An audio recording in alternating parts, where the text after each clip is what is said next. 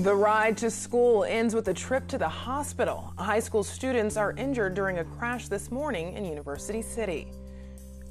And health officials put out a reminder on the importance of flu shots after 2 pregnant women end up in intensive care. We're working in Baratel and some of the other refugee camps that are across the border, basically advocating for the people there.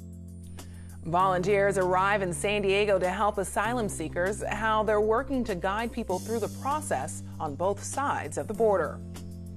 You may not use it, you may not even know it exists, but when you wake up and find out it was gone, that's when you're going to have a sense of urgency. Money for community access television is in jeopardy, how the FCC might soon cut off an important revenue source. KPBS Evening Edition starts right now.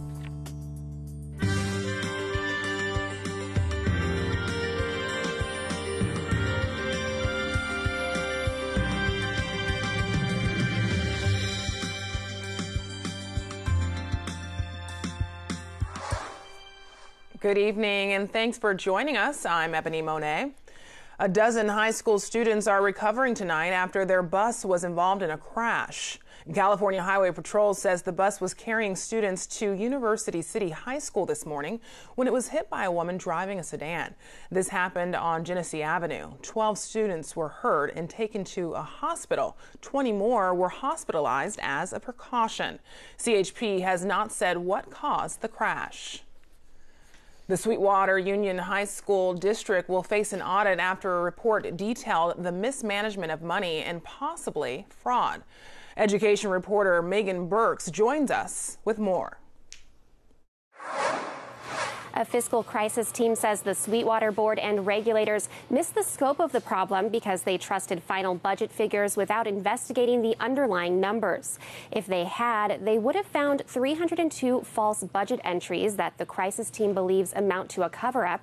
The team also found 4 months of payroll missing from the books, overestimates for state funding, and borrowing that's on track to exceed what's allowed under state law.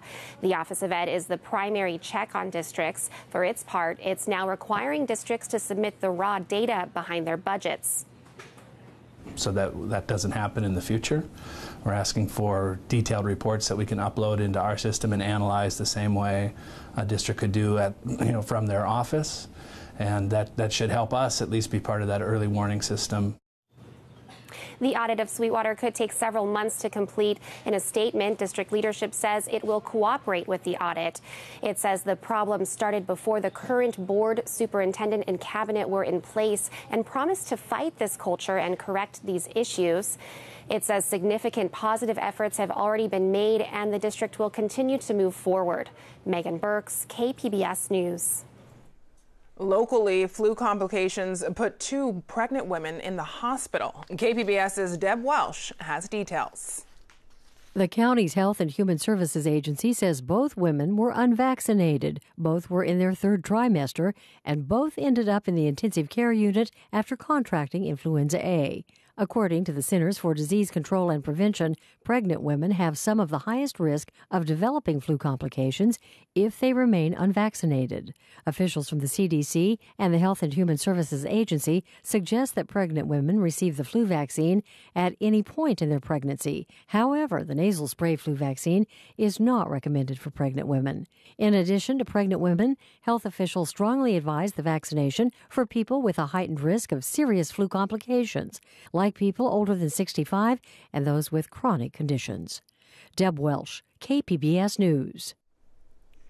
A federal judge says a new rule that limits the scope of asylum claims violates immigration law.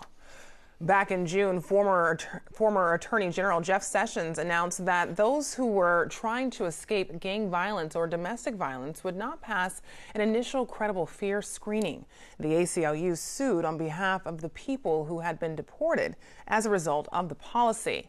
Today, a district court judge in Washington said because it's the will of Congress, not the whims of the executive, that determines the standard for expedited removal, the court finds that those policies are unlawful. A group of volunteers is pledging to spend at least 40 days helping migrants seeking asylum at the border. KPBS reporter Matt Hoffman says volunteers will be working in San Diego and Tijuana. A group called the New Sanctuary Coalition is kicking off a campaign to help migrants seeking asylum. I just arrived to San Diego last week, and then I went straight down to the border after a training here at the center. We're working in Baratel and some of the other refugee camps that are across the border, basically advocating for the people there. Each week, the New Sanctuary Coalition trains volunteers who will help migrants navigate the asylum process. These roles can take on a variety of things depending on your background. Our Spanish speakers are going to become interpreters down across the border. People who may have some legal background and maybe can work at the pro se clinics to ensure that people are able to advocate for themselves. And then we also have just very mundane roles like drivers, cooks, and those kinds of roles that have to support the movement in order for it to be successful. The group has made a commitment to help Central American migrants for at least 40 days, but could stay longer. I've done a number of different things, from sorting clothes, separating it out for, children, women, men. I've also, doing things like cooking and making sure that our volunteers are also ready to go and nourish, because all of these things are so important to make sure the movement is strong. If you're interested in helping out, the coalition is still looking for volunteers. Matt Hoffman, KPBS News. KPBS education reporter Megan Burks recently spoke with the San Diego County school librarian about this year's top books for young readers, and immigration and the refugee experience were repeated themes. Jonathan Hunt, what's new in the world of children's literature this year? We know that migration has been very much in the news today, and so we have some that are definitely very specific to the U.S.-Mexico border, but we also have some that are very generic or general, and then some that speak to the Syrian refugee crisis or refugees in other parts of the world. So I thought I would just share a couple of those with you. One of those is Dreamers by Juji Morales.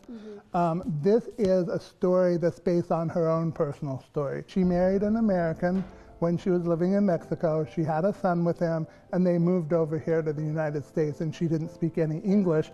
And this is a story about how they find this magical place that lets you borrow books for free, the public library, and how that public library is the one democratic institution that we have here in our country that really helped her assimilate. It helped her learn the language, and obviously it led to not just a hobby or a passion, but a career. So, first of all, you see the beautiful illustration. It's really colorful. And then you see the title Dreamers. So you might think it's a bit of a political book for children, but it sounds like the theme runs much deeper than that. Absolutely, absolutely. It's just kind of a coincidence that Dreamers is that very political term that we use for DACA. But it really moves beyond that. It's really not a very political type of book at all. So another one that we have, now this one is really interesting. So Duncan Tonatiuh is an illustrator that splits his time between Mexico and the United States. He writes in this style that's inspired by the Mixtec Codex, the Mixtec Indians in Mexico. And with this book, he has even played around with the format. So this book is called Undocumented, and it's the story of an undocumented worker named Juan who comes over, crosses the border, undocumented, and works here, and how he plays an important role in our economy here, and how he stands up for his rights ultimately.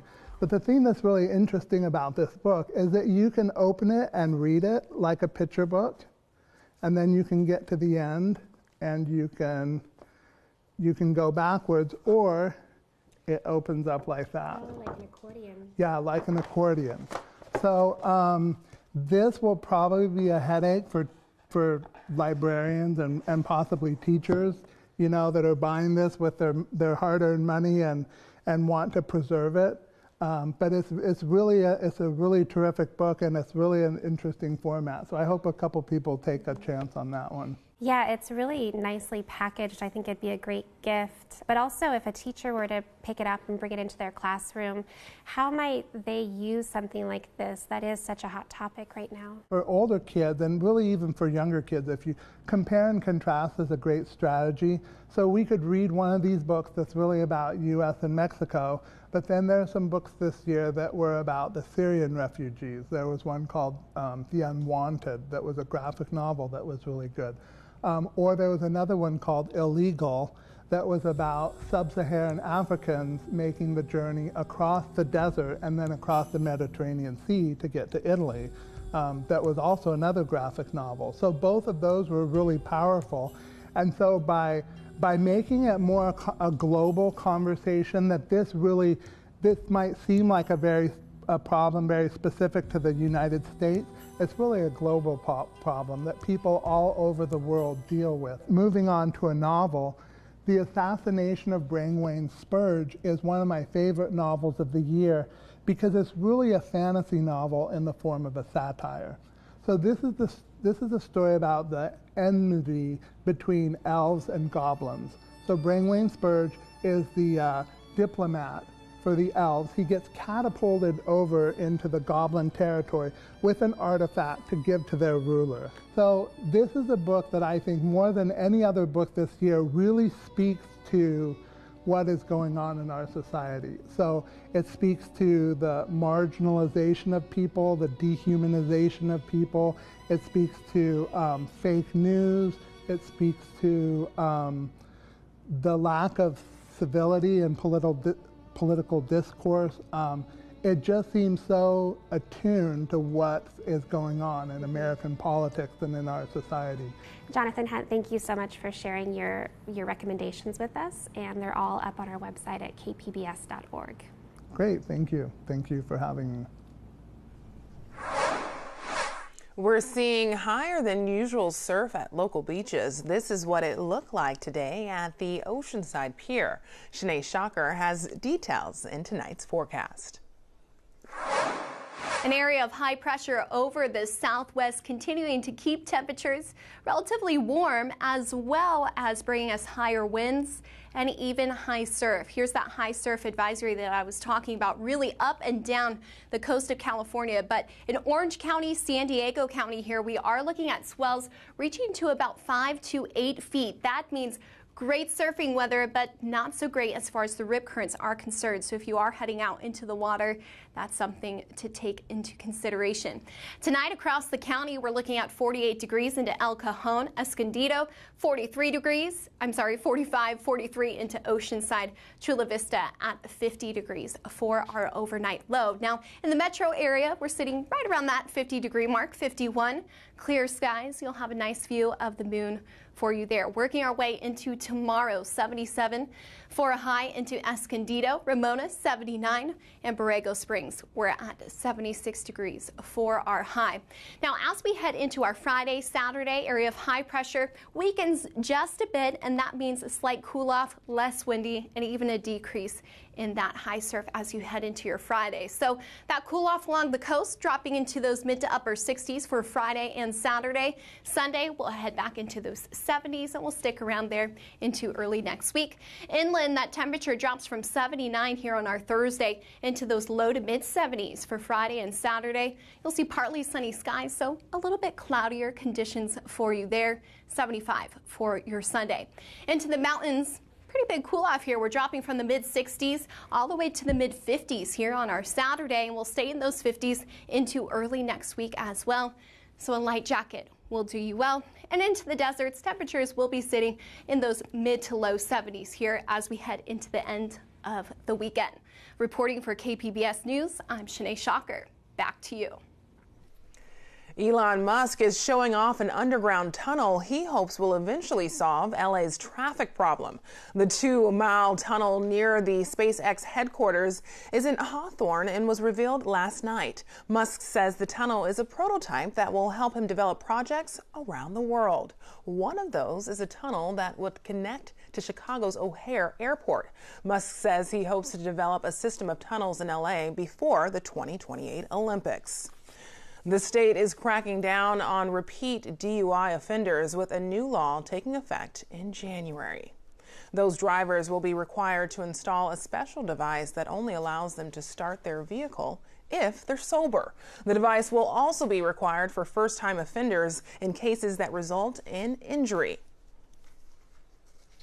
The message to Californians is, do not get a DUI, but if you're convicted of driving under the influence of alcohol in California and you've had DUIs in the past, or if this DUI involves an injury, you'll be required to install an ignition interlock device, or IID.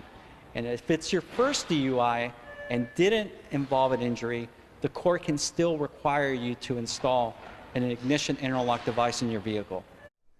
Prior to the new law, the ignition devices were only used in a handful of cities, including San Diego. Cable companies are required to spend a certain amount of money on community programming. But as Tina Martin of WGBH News reports, changes are coming that could force community access channels off the air. And this requires maturity and motivation. This career advice show is one of the 30 programs produced by the community through Access Framingham, the city's public access channel. In cities and towns across the state, access cameras catch it all, including moments at public meetings that might otherwise be missed. The following city council coverage is brought to you by the Government Channel. Like this August Framingham City Council meeting, when a resident had this to say about the city's African-American mayor. It seems like the city of Framingham is being run a lot like Mugabe ran Zimbabwe.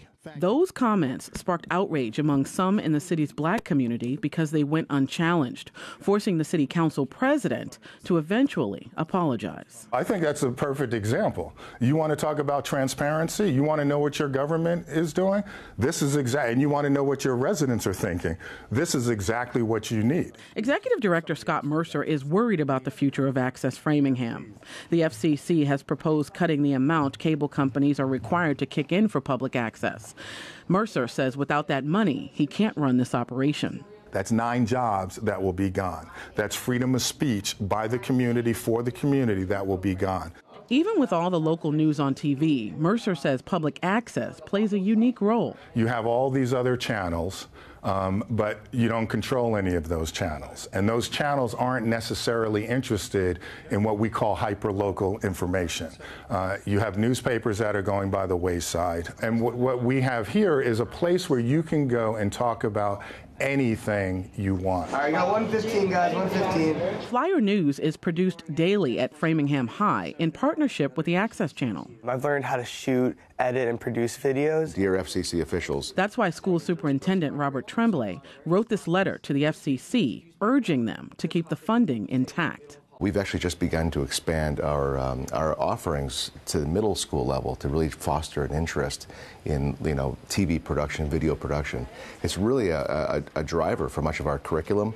What makes it exciting for kids to learn is the hands-on applications. Something Scott Mercer doubts will be replaced if cable access goes away. This is one of those things. You may not use it.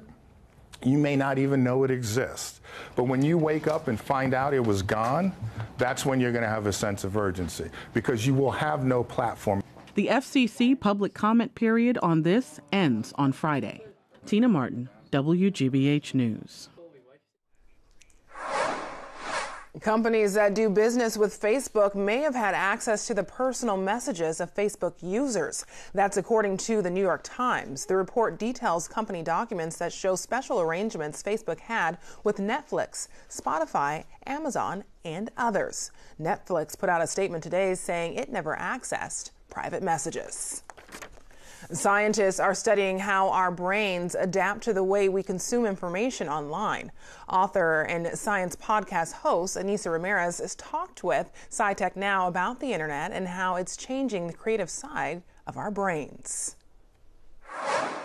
So, this is a topic that I am sure that everyone has an opinion on. Now, is our brain something that actually changes over time given the type of stimulus and the world that we live in? Absolutely. And this is good news because if you're older like myself, you can learn that second language, you can learn how to play the guitar, the brain is flexible. It's plastic, that's what they would say. So that's wonderful.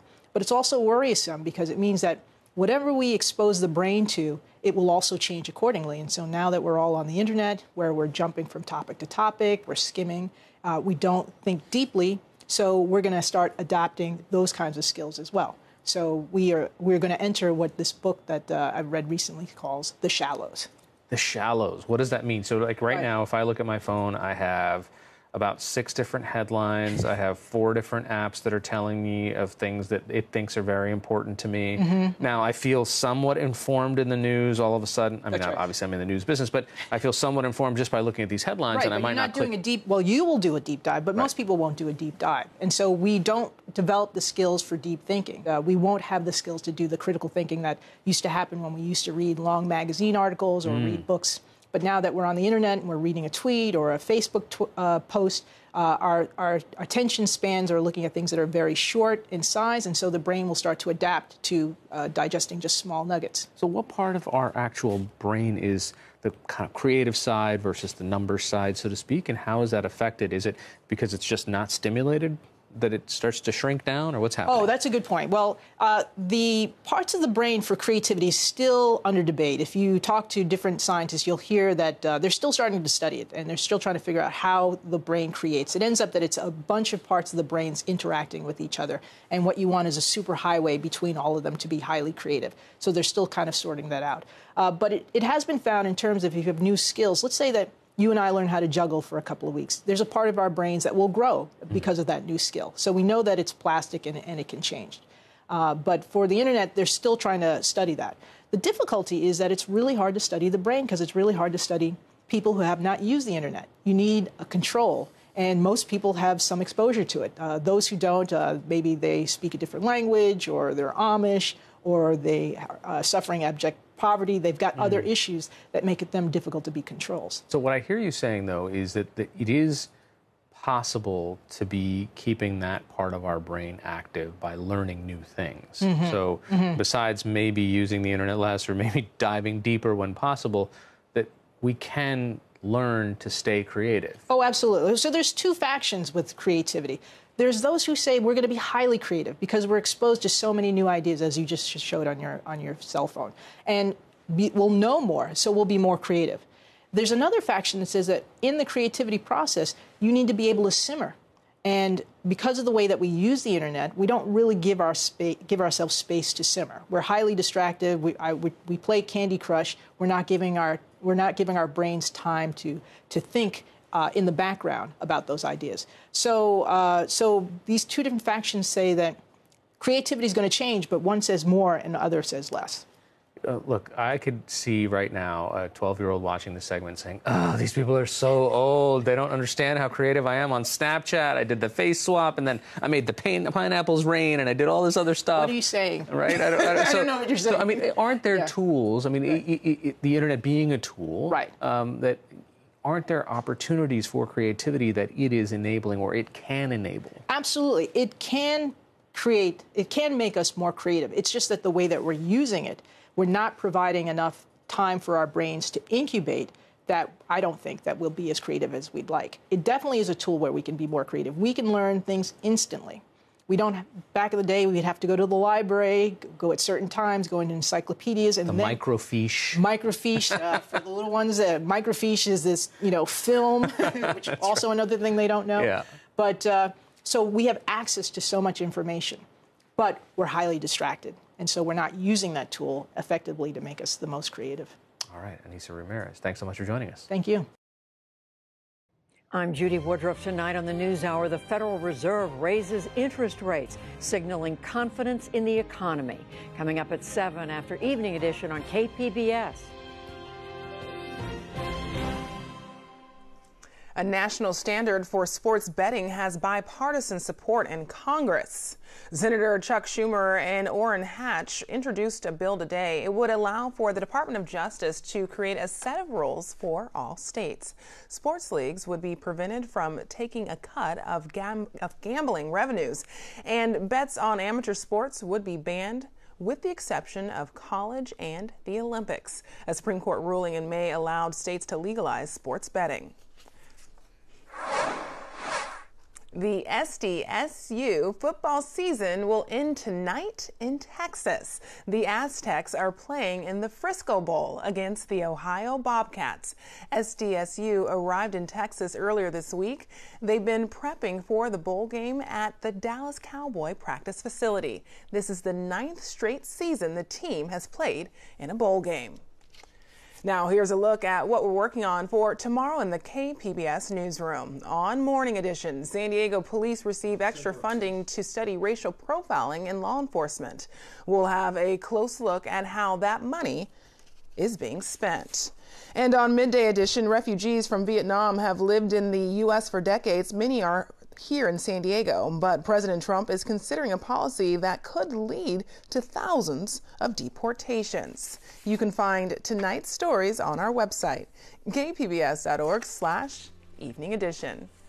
Thanks for joining us. We leave you tonight with the music of Sun Valley Gun Club, recorded at Capitol Public Radio.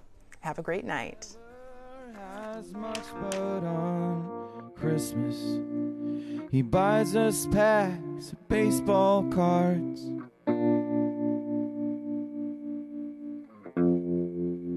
He sits by a tree like a lion in the heat.